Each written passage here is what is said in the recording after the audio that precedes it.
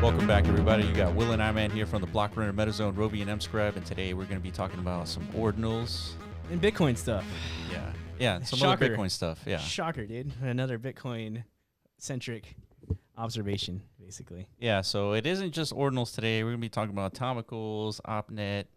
Yeah, basically anything that's integrated in some way into Bitcoin because, I mean, There's a seems lot. to be the extension of, like, the... what I guess we're focused on as an ecosystem. Yeah. Right? We've introduced these things over the last several weeks of like how obviously the next stage of what people care about is, you know, figuring out this kind of like convoluted mess of like achieving a programmability onto Bitcoin. It is getting very messy and is very difficult to follow, even for us. Yeah, we're trying our best. And we read the comments and some of you guys are like still like, dude, still not doing it, guys. FSICs guys. Yeah, we're leaving some things out, not on purpose. It's just it's becoming that like thin, like the attempts, right? There's just so many. Everyone's got their own interpretation and flavor as far as how to execute on this stuff. But nonetheless, there's commonalities between all of them, right? Because I mean, there's just you can only so much room on Bitcoin, right? We're all trying to achieve the same like outcome, but you know, everybody has their own ideologies as far as like what's more efficient. You know, from a high level view, what's happening is everyone has these attempts and their flavors on how to create programmability. Yeah. And the reason why there's so many attempts is because anyone can build anything that they want. And so the real game that's being played here is about adoption and traction. Yeah. And so you're going to see all kinds of tactics about how to gain that adoption. There's going to be like retweet campaigns and whitelist this, and here comes an FSIC here, and you know, all kinds of things, right? Right. And ultimately, that doesn't mean that they are winning. It just means that for now they're winning. They're getting the attention. Yeah. But it's all about where are the developers building. That's really the real traction that matters. It's not about how many retweets and likes. And not just building. Like, real developers build in these, like, noisy environments, right? Because they're attracted. Right. We're seeing that. A lot of these, like, devs that rushed into Runes, they're rushing to Fractal now. Right? Because a lot of the energy has been sucked out of the Runes market, right? So it's like, I'm a developer. I need to quickly, like, get an ROI, right? Well, so development is one thing, but what they're developing and is that getting traction is another. Yeah, to me, I'm more interested in like where's the innovation emerging from? Just like, you know, Ethereum, the innovative developers were at Ethereum last cycle, right? Yeah. Now we have all these different meta protocol spaces. Which of these devs are actually building something new? To me, that's what I'm interested in.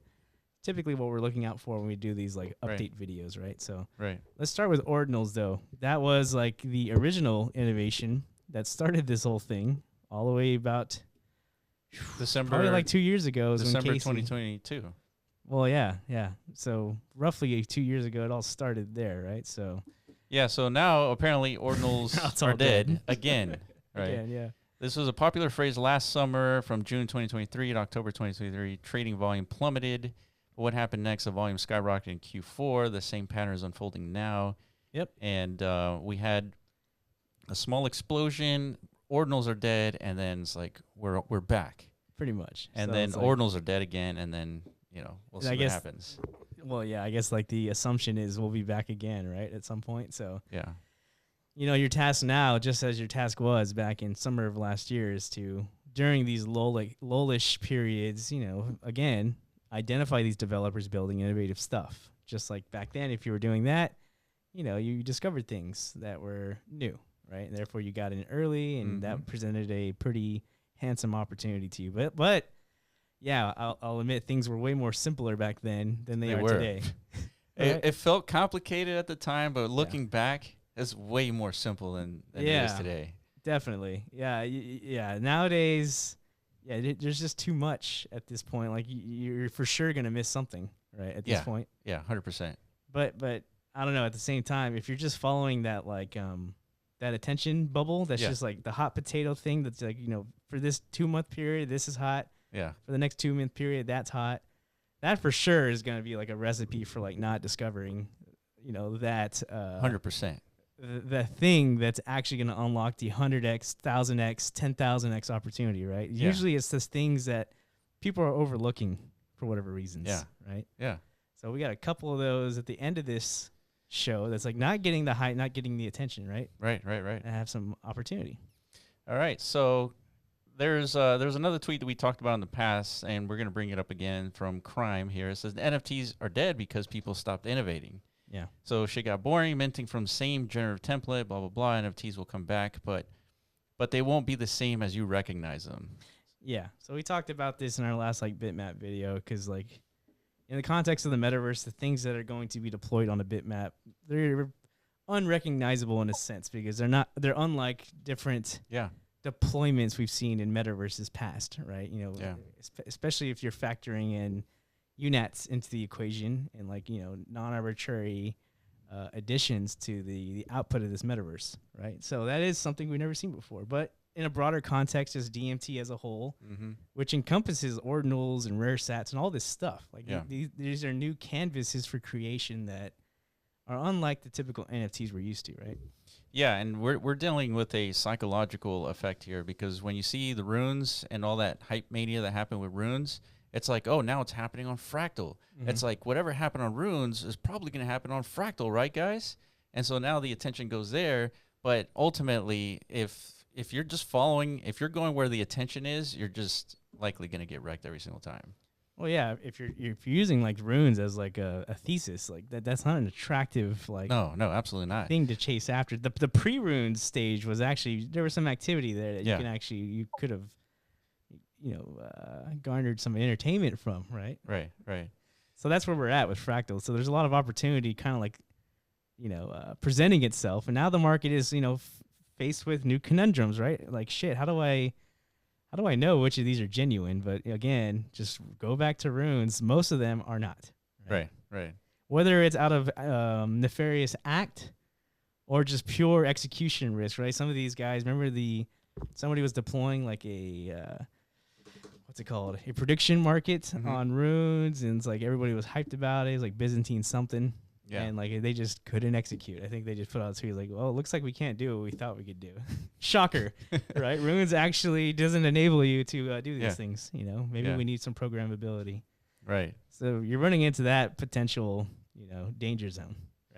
Right. And so here we're looking at Magic Eden. A lot of things have been going up, but most importantly, the Natcats have been going up much faster.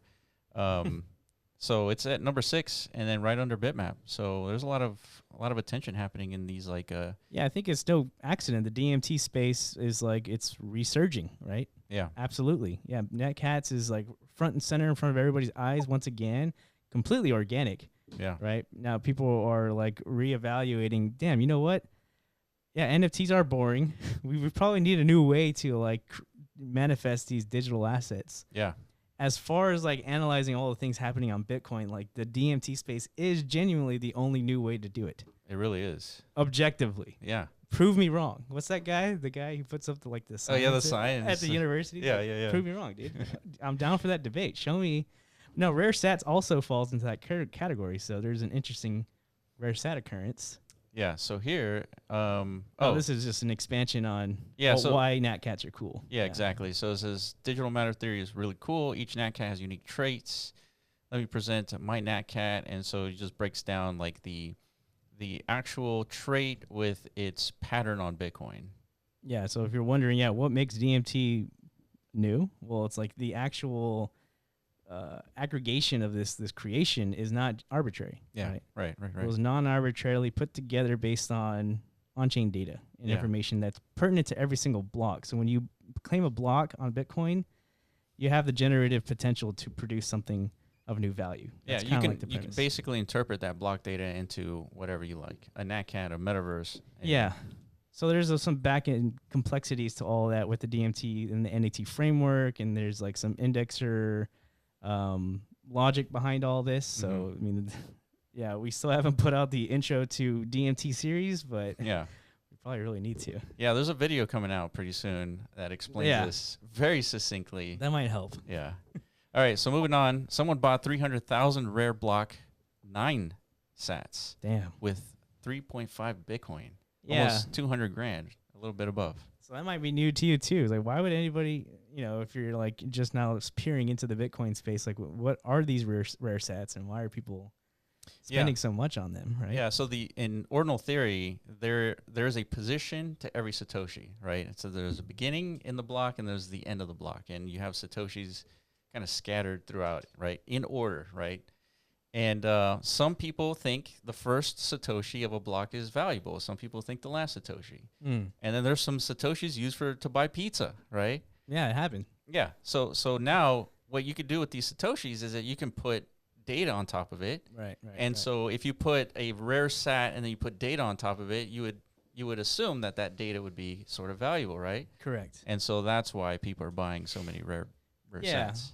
Exactly. So it adds another layer of value complexity to like these digital assets, similar to like what DMT does. The value complexity addition is like associating things to on-chain pattern occurrences. Like that's like very non-arbitrary, right? Like this, people didn't make that up. Bitcoin made that up. Yeah. Just based off of like the protocol of itself and just time propagation, right? Like that's what generated is a usable substrate layer for creation.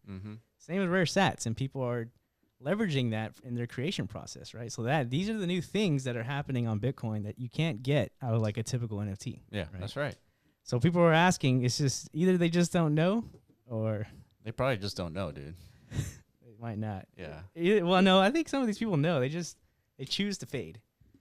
Probably, yeah. Because of what we just said, maybe it's too much. It's like, man, that you guys are trying way too hard over there. You know, what you should do is just make better art. You know, there's that argument. Yeah. And then, you know, okay. Yeah. So why isn't that working for you guys over there? You know, yeah, it's definitely not working. You guys have been making better art on Ethereum and Solana for years. Like, why is number continually going down? Yeah, that's right. Yeah, maybe it's not the art. Maybe it's the canvas. Maybe it's the way we produce the art. Maybe that's the problem. Yeah, I totally agree. Yeah, so you got to try new things, right? Yeah. So moving on, there's this thing called FSIC. It's a fractal specific integrated circuit. Sounds familiar. Sounds like RSIC, right? Sounds very familiar, yeah. Right. So their playbook has been bestowed upon us already, and it's being reused on a new chain.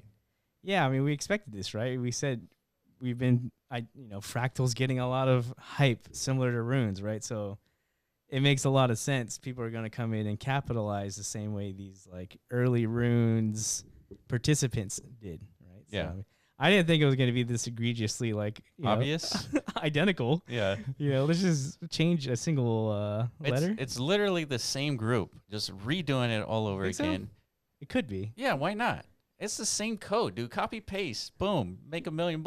Yeah, but this time there's a different like pitch, right? It's not like we're pre-distributing an arbitrary rune token. Right. Like once the protocol deploys, it's like we're distributing like shared ownership of like a mining operation. Right? Sure. A little bit different. Yeah, but yeah, I get it. I know what you're saying. Yeah.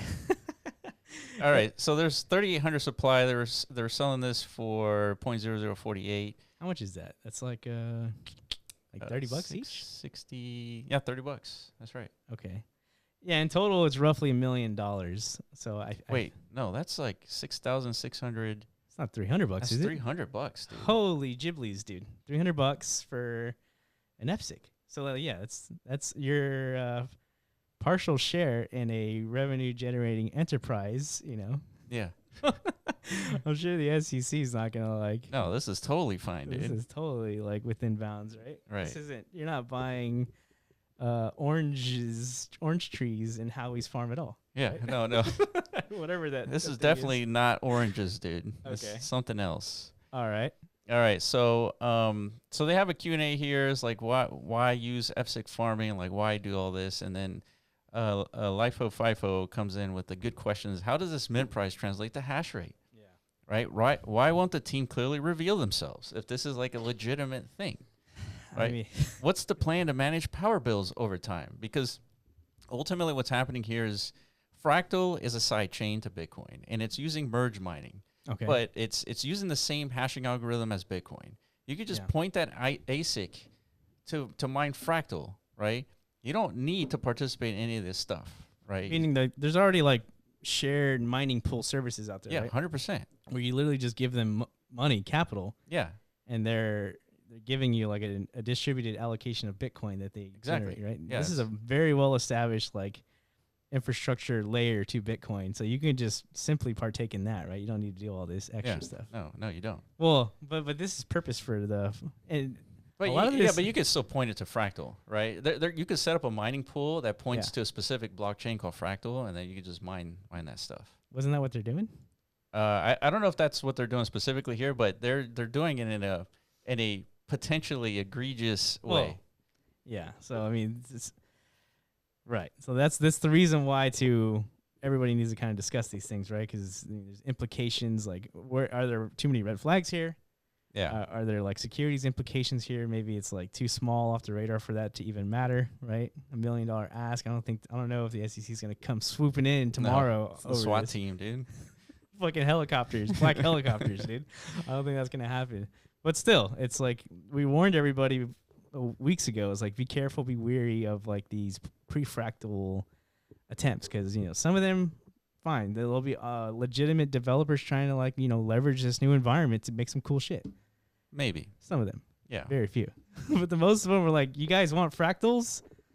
I'm gonna give you some fractals, right? And then it's like once it's live, it's like, okay, it's a little more difficult than I thought it would be. For sure. See ya. Yeah, and so we were talking about red flags, and so Nick here comes in with the list. This is from no account to raising 1.1 million in about 2 weeks. Team says they are OGs, but won't say who they are. Right? Why would you say you're an OG without disclosing who you are? This does feel like RSIC talk, like Raktoshi-esque. Yeah. It's like, like at some point they're gonna like flex this like pre 10K like in Ordinal. Yeah. Like see, I just inscribed a child to this. I own an OG Ordinal. Mm-hmm. Trust me, right? Yeah. Some shit like that. And it worked at that time. It did work, It says airdrop is monthly, so 30 days after Fractal goes live, you actually get your mined NFT. Even if you held the NFT for 29 days, if you sold your NFT before then, the snapshot on the 30th day, you get 0 Fractal tokens. Team takes it. Yeah. Ours now, sucker. Adding a 1-year protection timeline. Basically, after a year, it's worthless. Lastly, hiring very good CMS that people trust, so people don't question what I said above. Community managers? Yeah, community managers. Okay. So don't accept a whitelist spot. So this is like a warning while this was all happening. Right. Okay. Yeah. Yeah, so we opened this talking about how like convoluted and messy things are getting. I mean, shit. This is absolutely messy. All right, speaking of messy. we got 420s coming back. Oh shit, no, it's not BRC 420. It's not BRC 420, it's FRC 420. It's a new paradigm, dude. A whole new cube that you can extract. A new way to make cubes, dude. Yeah, exactly. On Fractal this time though. Yeah, I wonder breakthrough. So do you think Jeff had anything to do with this? I don't know. Unlikely. I haven't seen him speak on this timeline. I wonder what he thinks about it, but nonetheless, this is what happens when you have like open source protocols, right? You can just fork them. Sure. And just rebrand them. We've seen this happen all the time. Yeah, so if you guys don't know what we're talking about, there was this cube generated using BRC 420 protocol that went from nothing to around $40,000. Yeah. And that was the first asset, essentially. The first asset for BRC 420, correct? Yeah. And then it went as high as like $40,000, and now it's like at $3,000 or something. Something like that, yeah. It was a free mint, or like $1 mint, something like that. That's like 30 cents. It was. Yeah, it was very cheap, but nonetheless, there was like a mania for like a solid month of BRC 420 things. Mm-hmm. People really were anticipating that protocol to be like a foundational layer to Bitmap and the metaverse on Bitcoin and stuff. A lot of history behind all that, but nonetheless, again, this is predictable. It's like, all right, let's try it again over here on Fractal, right? Mm-hmm. Like that's the whole point. Let's run it again. Yeah, that's the whole point of spinning up these like instances of Bitcoin, same core code with like little moderations here and there. Yeah, why not run it again? I wonder if Bitmap's going to be ran again. Have they tried yet? I think people have mentioned fractal bitmaps. Fratmap. Yeah, fragment. Fragmaps. I don't know, dude. How do you call that? Fitmaps. Yeah. Whatever, dude. I'm sure that's gonna happen. Yeah, but that doesn't make any sense. The block times on Fractal are way faster. That's true. Yeah, they're like 5-10 seconds or something like that. It's definitely not as sexy as like these longer blocks. Yeah. Damn. All right, well, whiffed opportunity for them. All right, OpNet. Unlock the full potential of Bitcoin with OpNet. So the CBRC20 guys have been working on this, and we got ecosystem's growing, dude. Ecosystem growth, MotoSwap, OP Scan, Stash, OP Fun. Yeah, this list goes on and on and on. So they're identifying all these individual, like, primitive builders. Sorry about that. And so you would expect that, right? They rolled out like a smart contract extension to Bitcoin. It's kind of like an improved version of Ordinals with its own like indexer reliances and such. So yeah, developers come in, it's like, let's tinker around here as well. So it's kind of like Fractal, but not really. It's its own thing native to Bitcoin, but can be applied to Fractal is what they're saying. So yeah, it's happening, dude. But it's what I mean. It's getting hard to like pinpoint like all these different activities and these different like meta protocol states, right? Yeah, it's getting wild out there. Yeah, so in less than a week since its launch, Pepe has created a monster new meta. Yeah, which is basically issue rune tokens. Remember those dying runes over there? Yeah, they still have a purpose. Let's run it again. Well, let's mint these rune tokens that are intended to be migrated to other like protocols. Yeah, right? Yeah. So it's like that's as of right now, that's like the main utility for runes. It's like just a vessel for abandonment. Transfer. Yeah. It's fucking insane, dude. Yeah. It's getting crazy. All right, Genie, we're all set. This thing's going to be an awesome space. We got the builders, Atomicals. This is definitely one to listen to. Finally, we heard from A in a while. Yeah, Atomicals. So I would bucket this in the category of like one of the slept on. Yeah. 100%. Not getting the noise at all that like Fractal's getting, OpNet's getting, Runes has gotten. Atomicals has been building all along and just hasn't gotten any market appreciation. Yeah, since the start of Ordinals, they've been building. Yeah. Absolutely. We interviewed Abe probably more than a year ago. We would love to get him back on, but definitely recommend everybody listening to this because I'm assuming at some point more activity will start to pop out of here. And you might see that potential like innovation from like, again, it's typically going to come from one of those like slept on developer environments, right? Kind of like, it usually doesn't come from these overhyped things because that's just noise, to be honest. Yeah. Like the real stuff comes from the sidelines, right? In my opinion. So here we have the Atomicals virtual machine. So this is the white paper. Definitely read it. And then we have Bob Bodley on his take on another one, Arch, which I think we'll be speaking to sometime soon. I think they want to come on the podcast, but this is another take on how to bring programmability to Bitcoin, right? Yeah. So these guys are funded. They have VC backing. And according to Bob, it's another very viable thing. Trustless cross-metaprotocol swaps. Yeah. So this means that as long as there's liquidity, you could swap BRC20s for runes or OpNet assets for BRC20s. Yeah. And counterparty assets for runes. Yeah, I mean, this could be big. So like we're identifying there's just so much fragmentation happening now, something that can like bring it all together into like a cohesive way to be like cross-metaprotocol swapping and such. Yeah. If Arch can pull that off, I mean, that's quite the addition. It's kind of like some sort of binder, some sort of glue for all this like mess, right? Yeah. It almost makes Ethereum look like the place to build, right, TJ? Sure does, Will. Wow. So are you saying we've been wrong this whole time? It's like we should have been building on Ethereum? All I'm saying, it's quite messy over here. It's pretty messy, isn't it? That's all I'm saying. Well, it seemed like that Vitalik guy had a good idea, dude. Back in 2014 or so, he's like, you know what? I know how to clean this up, guys. Yeah. He's probably right, dude. Dude, don't say that, dude. It's all about Bitcoin, dude. We're coming back to the mother chain once we clean this up and figure it out, dude. That's the whole point of this. Let's hope so, dude. What's your probability from 1 to 100%? We're going to figure this out by the end of the year. By the end of the year? Damn, that's like 3 months away, dude. We got 1 quarter to figure it out, dude. Is that really September, October? By the end of the year, there's going to be measurable traction on something. Yeah, for sure. Something. Yeah, I agree. Everything else is basically to zero. Okay, so you're thinking like one of these is just going to produce like at least a killer app, a killer meta, whatever. Anywhere between 1 to 3 of these will have some traction. God damn it. Okay, great prediction there.